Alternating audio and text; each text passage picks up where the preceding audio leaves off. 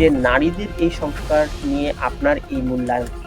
নারীদের উত্তরাধিকার প্রশ্নটা কিন্তু ১১ সালের যে বিগত স্বৈরাচারী সরকার, সেই সময়ও কিন্তু উত্তরাধিকার প্রশ্নটি আ নারী উন্নয়ন নীতিমালা সেটা বলা হয়েছিল যে যুক্ত করা হবে। কিন্তু আমরা অদ্ভুতভাবে সেই সময় দেখলাম যে উম যে যে সংস্কারের প্রস্তাবনাটা তখন আসলো বা নারী উন্নয়ন নীতিমালায় যে বিষয়গুলো আসে নাই সেটা হচ্ছে উত্তরাধিকার প্রশ্ন।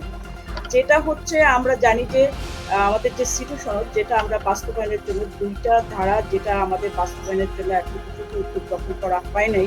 যে ২ টা ধারা বাস্তবায়ন করলে বিশেষ করে আমাদের আইনে নারীর সমানাধিকার প্রশ্নটা খুব গুরুত্বের সাথে এখানে বিবেচনা উত্তরাধিকার প্রশ্নটা আরকি সম্পত্তির উত্তরাধিকার প্রশ্নটা খুব গুরুত্বের সাথে বিবেচনা হবে। বিয়ের পর সে তার স্বামীর কাছ থেকেও একটি অংশ পায় এবং বিয়ের সময় তার আবার একটি দেনমোহর ধার্য করা হয়।